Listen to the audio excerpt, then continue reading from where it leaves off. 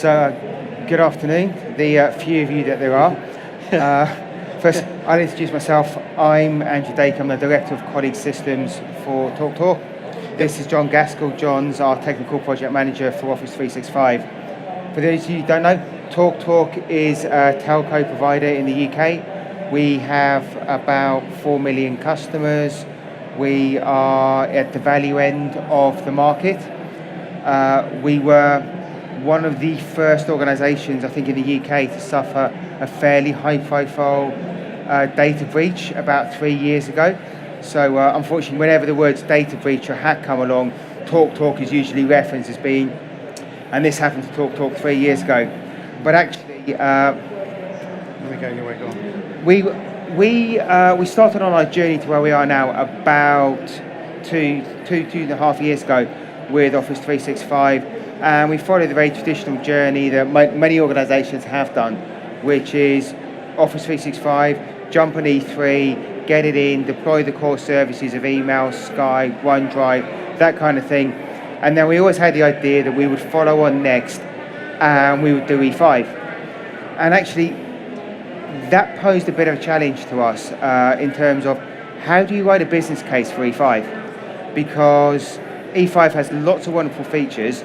However, when we started to look at this, go, this is great, we want to do E5 voice, and actually E5 voice was the headline that we always had when we were looking at the business case for E5, because we've got expensive Cisco legacy kit, Cisco hardware, which comes with the various licensing and support contracts that come with that. That's expensive, but it's very tangible. You can save, if we move from where we are now to 365 voice, we can save a lot of money. However, when you start to look at the other parts of it, and in our case, advanced security features, they were always seen as nice to haves. Because unless you've been in a fortunate situation where you have had a data breach, or you have had a phishing attack, or you've had a malware attack, or ransomware, it's really hard to quantify the value in a business case that advanced security features will give you.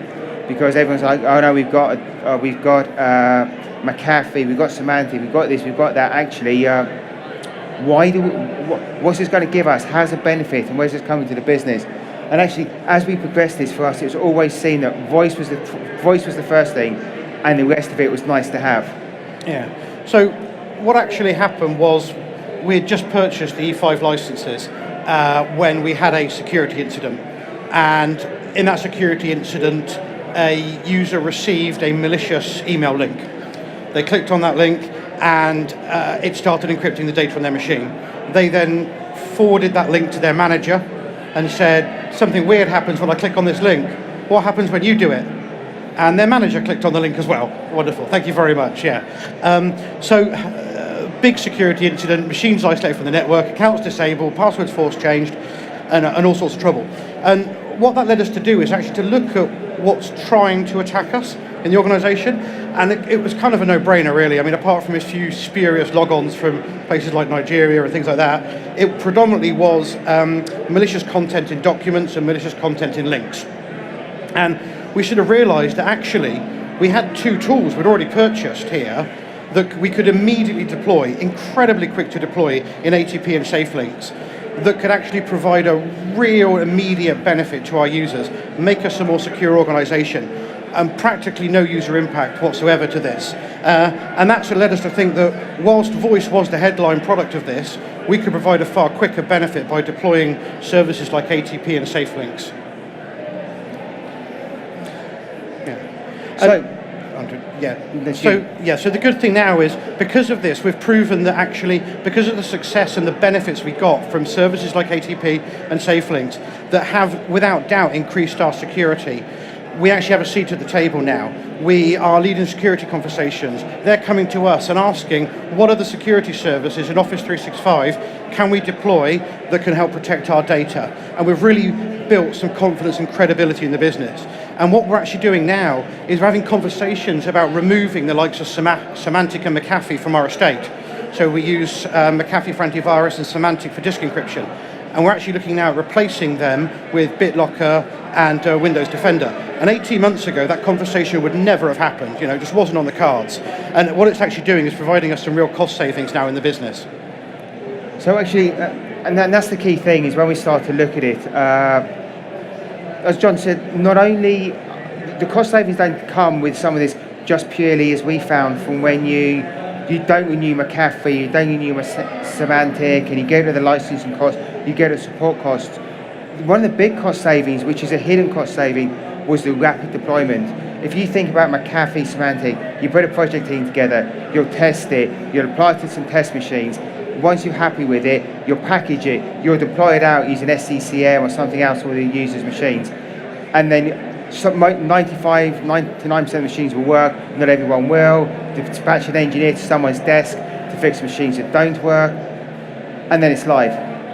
And then 3 months later they put out another patch, and you've got to go through this whole cycle again, and so on and so on and so on. And actually these tools, and in my experience, this is what happens then, is these tools almost start to go, well actually, we'll skip this patch because it's too painful to patch it, and we'll move on to the next one and so on.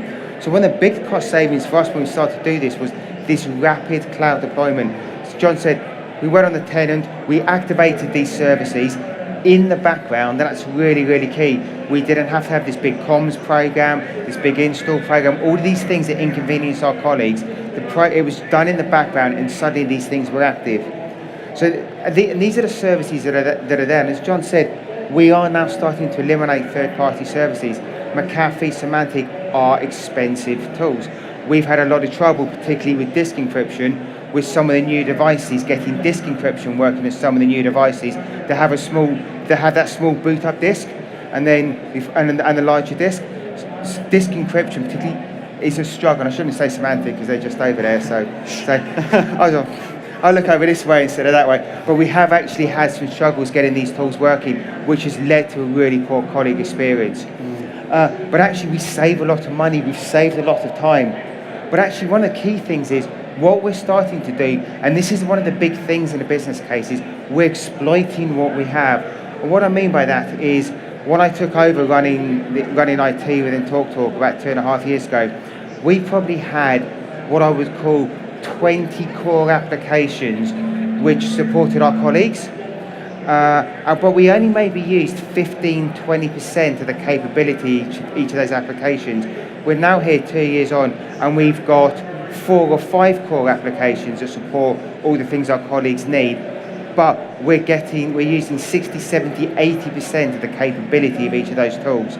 So what I'm saying, I think the big thing with the business case is, don't look at what you'd say the traditional things when you write the value case. And it's not necessarily a business case. I think there's a saying that we used to use a lot in a previous company, was lots of organizations know the cost of everything and the value of very little. But actually when you start to look at the value of 365, exploiting what we've got, what you switch off, the value of rapid deployment and things like that, that's where you build a value case. And in our instance, we're still doing voice. Voice is coming, we'll get rid of all of that nice Cisco stuff, but then there's a business case with a cost benefit case, and there is a value case, and they are very different things. And if you do those two in conjunction, you get a really strong business justification for doing this. But there are other things we've got. A data-driven organization. Again, by moving to E5, we have this visibility of what our colleagues do that we could only dream of having 6, 12, 18 months ago. The level of alerts we've got, the amount of data we've got about what our colleagues do. Audit and compliance, again, we've got, particularly if you're from the UK or Europe and you've gone through GDPR, getting all this information, getting inside Office 365, having the level of audit, the level of tracking, the level of governance we've got, certainly makes responding to things like SAR requests a hell of a lot easier. And again, part of the value case is, with some of these GDPR tools, and you're talking £300,000-500,000 to buy a tool to scan your online file shares. Put that into OneDrive, SharePoint sites, Team sites, use eDiscovery. You don't need to go out and buy a tool for things like GDPR. And actually, yeah, our colleagues are collaborating better. And that's important because, again, we've eliminated security risk with doing this. We don't have data going into things like Dropbox, Box, Google Drive, WeTransfer, and those things. We've provided a perimeter of tools that is secure, that is auditable, that we manage, which allow our colleagues to collaborate internally and externally in a secure way. Another layer of the business case and the value case of the security that we've got from doing this. And actually, my little slightly geeky one that I quite like, My Analytics. I thought this would be the first thing that went in everyone's delete box when it came in their email on Monday morning. I could not have been further from the truth. Our colleagues absolutely love it. It's driving a really strong cultural and behavioural change in organisation. We're now up into looking at workplace analytics and starting to look at that to say, how can we review our organisational construct to behave and work in a different way? Yeah, what's great about the My Analytics piece, just to add, is you actually get users discussing and arguing over who's going to more meetings.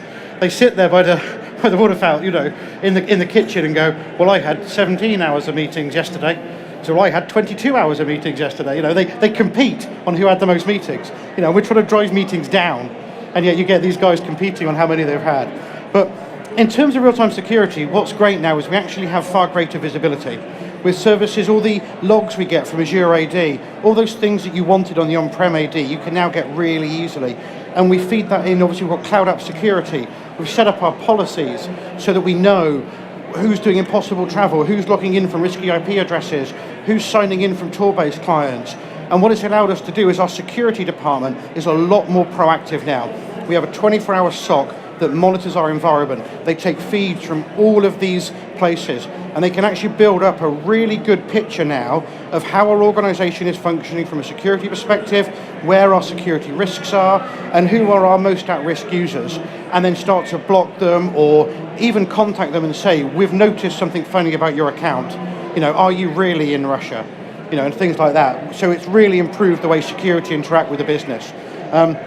And so much so, what it's actually done is allowed us to drive more projects through. So we're looking at replacing our current identity management product with Microsoft Identity Manager, just because of all the integration that it gives us. And now with the MIM Cloud Connector as well, it's just for guest users, for our third parties and partners. It's just another way we can extend our services to the people that help our organization. And finally, we're actually looking at EMS E5 now as the final piece of the jigsaw, to allow us to do things like risk-based sign-ins and stuff like that on conditional access rules. So really, it has changed the way we look and we view security within the organisation. It has led to some funny conversations. I was emailed the other day, or called the other day by the security team saying, do you know where the CFO is? And I was like, well, is she not in her office? And they're like, no, someone's tried to log into her account from Oman. And I was like, well, here's an idea. Maybe she's in Oman on holiday.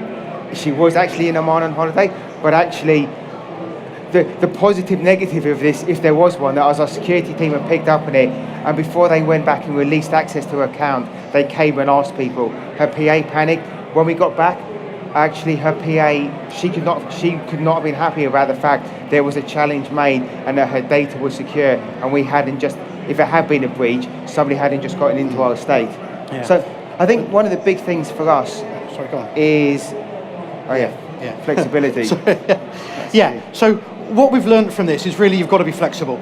We had a very defined roadmap that would deliver functionality from the E5 license, and it was all predicated on voice. Big cost saver, big driver, get rid of Cisco, expensive legacy estate, move it into Teams.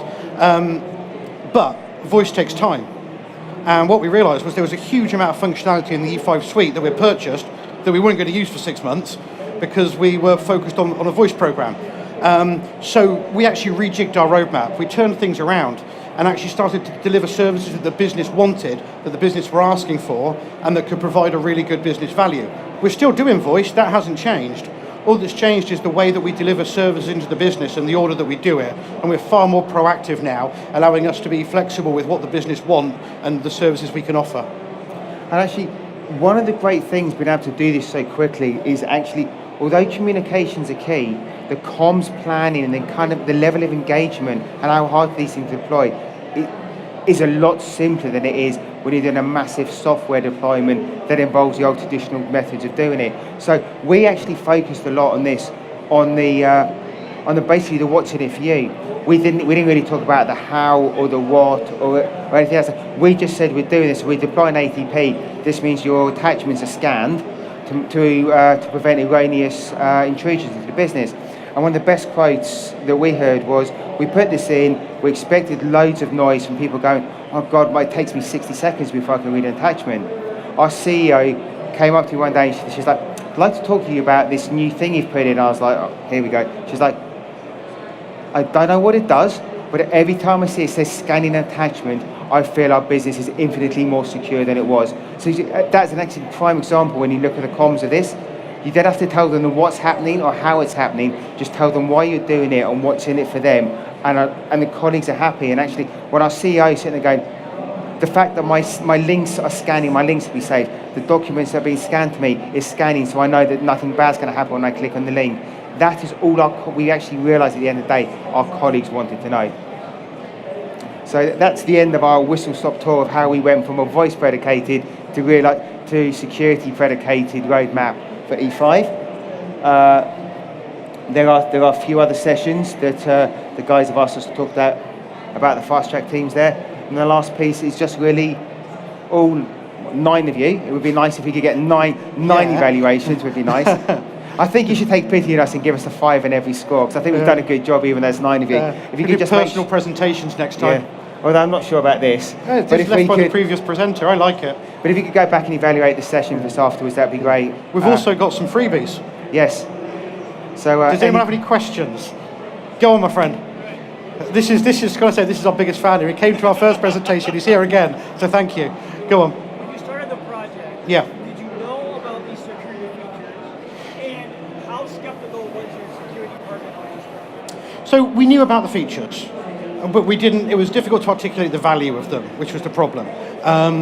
They were a little bit skeptical because I think there was a bit of a mistrust of Microsoft on a security stage. But what I will say is that everything we've implemented now that's improved our security, that trust is going up and up and up. You know, things like I mentioned in the previous session, geofencing, we've locked access down to anything but 26 countries.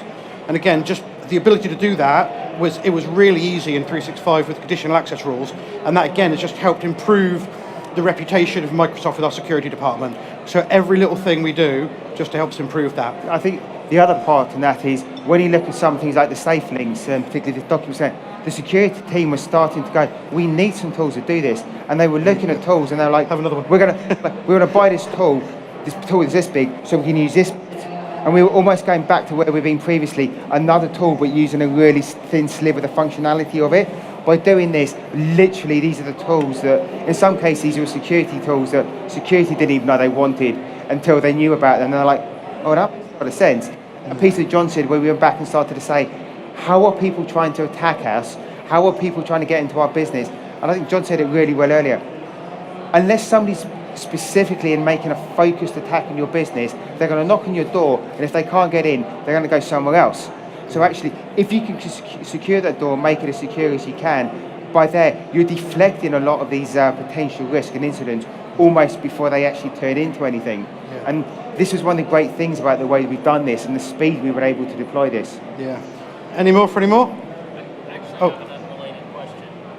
It's about this, but not necessarily about security. Okay. First off, how many people do you have in your user base, round number, and have you seen an appreciable impact on your operational IT run and maintain? About Is this the wider Office 365 or just this in particular? Well, Office 365. In general. So we have actually only probably have about a core team of about 12 of the team who actually, I'd say, when you look at the desktop engineers through to John and the service desk and that. So running colleague IT within TalkTalk, is about 50% less in cost than it was 2 years ago. Yeah. Because of legacy servers, because of the infrastructure. That's put against the backdrop that in that time, the amount of emails within the business that is sent internally has decreased by 50% as well. Yeah. But Skype for Business usage is up 500%. And we've been able to reduce our physical footprint across office space in the UK by 30% by putting flexible working in as well. So actually, just my run and operate budget is half of what it was, but actually there has been a lot of other benefits into the business. And actually, after people, office space is typically the number 2 cost for an organisation. So if you can reduce your office space by a third, you've got a big saving. Flexible working, on the other hand, is also, it's allowed us, true flexible working as we do, has opened up a whole new market of potential employees, particularly the return to works, the mums who can't kind of work they've got your kids off at school in the morning and in the afternoon. We have a very slim, we have core hours which are 10 in the morning to 3 in the afternoon. We're saying those are the 5 hours you have to be online a day. The rest of your working day is for you as an individual to make up. Yeah, just to add quickly, we haven't reduced any IT headcount. None at all. What we've done is repurposed them, and they're doing more productive things for them and for the business. They're not managing and firefighting platforms. They're more strategic. Yeah, Yes. absolutely. Right. Yeah. Sorry, this gentleman had a quick question. So you mentioned Symantec. Yes. And you mentioned McAfee. Yes. So I assume, or is it safe to assume that you only use Windows Defender now on the endpoints? So that's the conversation we're having at the moment about removing them. We're in discussions about that and looking at actually how viable is this platform. And at the moment, it's looking pretty good. Okay, because I'm in the exact same boat, and also the general distrust of Microsoft as a security company. Yeah. Any tips on how to sell that to upper management that that's no longer true? Data center tour would help. The data center tour is massive. We found, rather than trying to manage the conversations between our security teams and Microsoft security teams, just get them in the room and let them talk security really language. helps. Really help. But actually, to a certain degree, a lot of what we've done and everything else you've got here took the level of trust and confidence in like Microsoft's ability to secure our estate from here to here. Right. So when we're starting to say these conversations and we're going, well, we can do this, but Microsoft offer this. This conversation at the moment is being backed by the chief security officer and the chief technical officer in the business have basically sat there and gone, kind of tell us why we shouldn't be doing this. So we've got a really strong executive sponsorship, and that only comes in the back of what we've done, the success of what we've done in putting secure functions in, and the fact that and it's mainly down to John. I run the department. John does. He's the face on the brains. John, which you can probably tell that actually if you look at it. Yeah, but John does a lot of the heavy lifting, but actually the time and the effort, we probably could have done a lot of this 3 months earlier, but it would have been a very lumpy, bumpy deployment. We did a lot of work in the background, looking at experience and everything else, which meant it went in well. No noise was heard by the business, by senior management about security causing problems, which instilled confidence into this. Yeah. For us, just a snowball effect. The killer thing, and you've done 3 of them, I think, is data center tours. Yeah. Take them out, because actually, I will guarantee you, your IT ops team will think that their data center is secure, and they go, once I've seen one data center, I've seen a data center's a data center. They're incredible. Get a data center tour. Show the level of security, what goes into. I think when we went, the favourite quote our CSO came back with was that there is one tank in the world that could actually crash into this data center, and it's a prototype, and it's in Moscow. Yeah. So that gives you an idea of how secure the building we secure your data. The DC in Dublin has a no-fly zone over it and stuff like that. It's phenomenal. It's amazing. It really is. Right, we got 2 more. Any questions? What about your roadmap to migrate from Skype for Business to Teams? Yeah. Play, right? There we go. Yeah, it was absolutely. So there is a roadmap to do it. I really like Teams. Once you start using it, you start to see the benefit of it. Yeah. But I don't think that Teams is quite ready just yet to take over Skype. I think it will be in the next year. There's just a few things from my point of view missing. Like in my Teams, I haven't even got my contacts yet. But there is that roadmap. So we're deploying more services on Teams, but our recommendation is you use it for the things that Teams is good at the moment. Sure. Yeah, so use it for the collaboration element and for voice. And then gradually as it starts to get parity with Skype, we will start to move over. So I'd imagine a year. Okay. But it's on the run now. Yeah, absolutely it is, yeah. The big thing we have done for enterprise voice, we've gone straight to Teams. We were going to go to Skype, and we realised that it wasn't worth the investment of time and effort to go to Skype, and then in 2 years' time to come back and have to write a business case to say, we want to go, and this thing we've just spent a whole load of money on doing is it's working, but it's not fit for purpose. So we went straight in, and being a telco, we could use bring your own trunk, which actually made it a lot simpler for us to do. We weren't going to buy call plans. Right. Yeah. So last one, no worries at all. Thank you. Thank you very much. Thank you. Last one, anybody? Oh, we got no one here. Were you here for the session, sir? Thank you. Here you go.